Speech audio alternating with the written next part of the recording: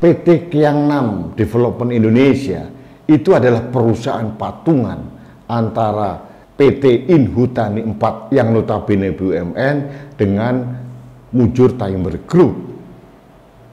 Salah satu komisarisnya adalah Sekjen Kementerian Kehutanan, ex officio, dan direktur utama dari Kiang 6 Development Indonesia adalah direksi dari PT Inhutani 4. Artinya apa?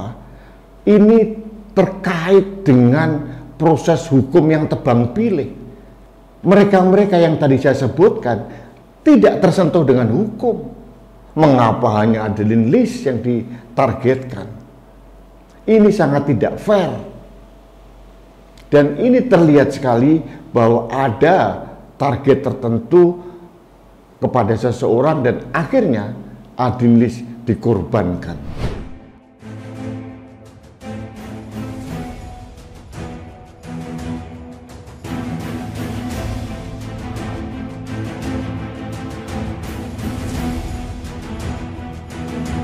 Halo sahabat Indonesia, kita bertemu kembali dalam Opini Rudy.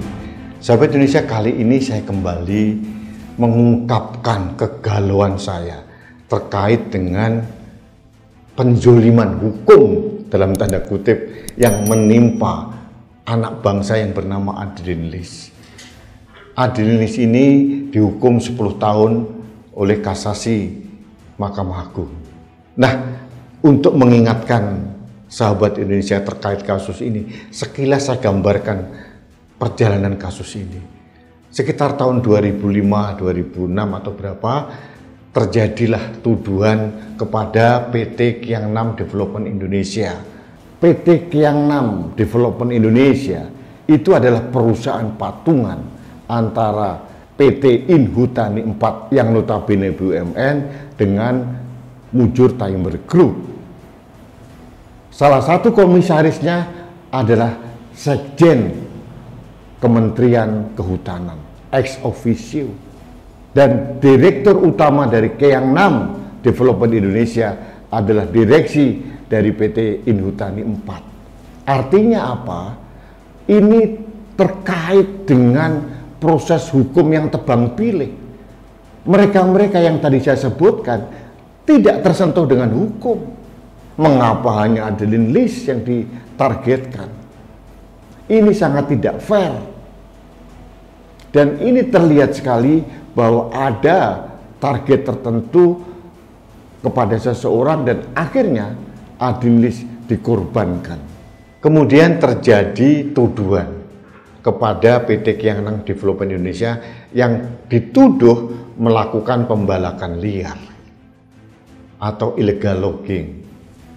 Kalau illegal logging dilakukan tanpa izin, itu wajar, itu patut dilakukan hukuman seberat-beratnya.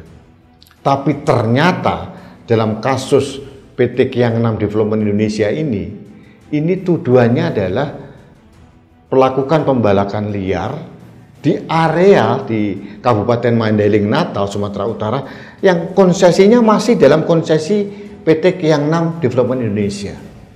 Tuduhannya kemudian dibangun bahwa dilakukan pembalakan liar di luar rencana kerja tahunan atau RKT.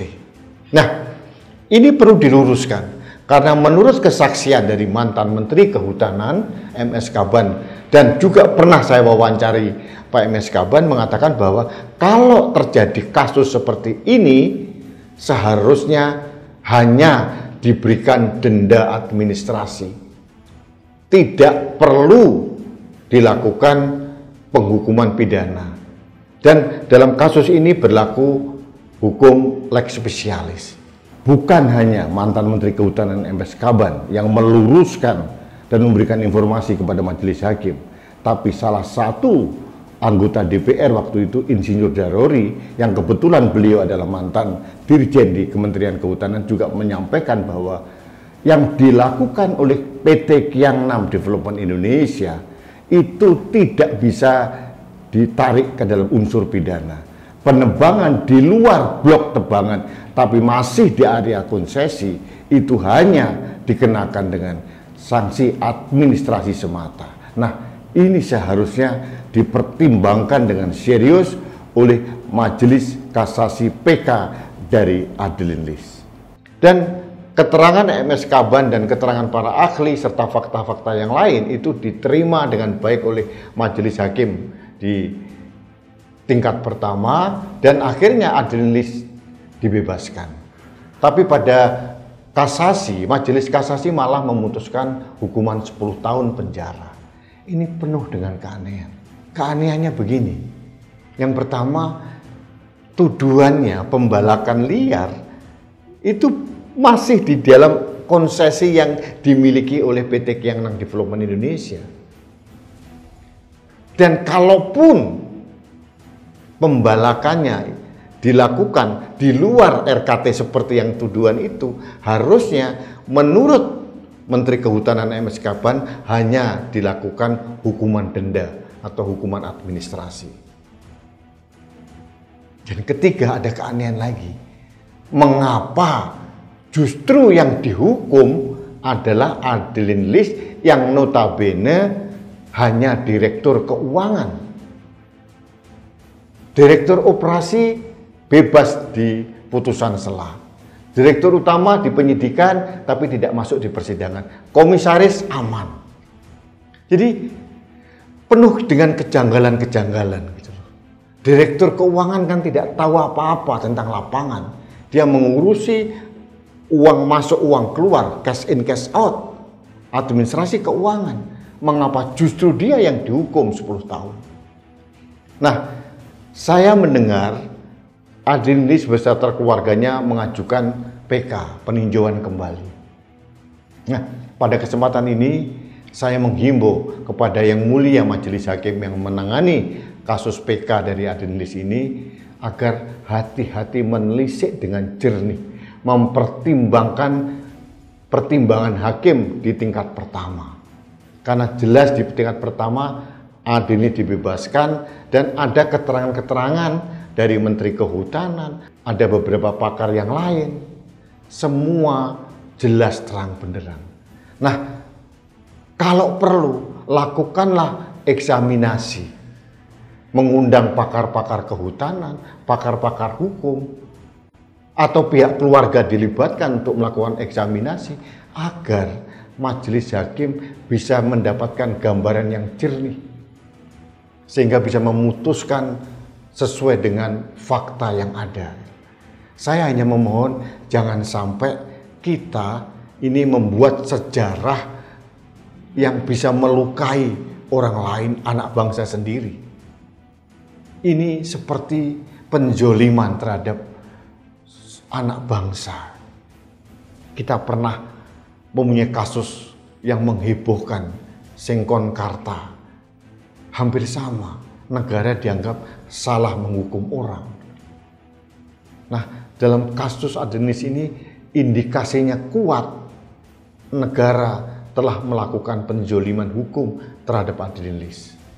Nah, terkait itu saya mohon kepada Mahkamah Agung, khususnya hakim yang akan menangani PK dari Adeline Lis ini, lakukanlah eksaminasi dengan melibatkan praktisi hukum, pakar-pakar hukum, akademisi, agar memberikan pencerahan, agar kita tidak terjebak dalam kesalahan yang sama, dan kita tidak lagi mengulang kesalahan Sengkon dan Karta. Negara berhutang kepada Adeline Lis, dan ini harus diluruskan.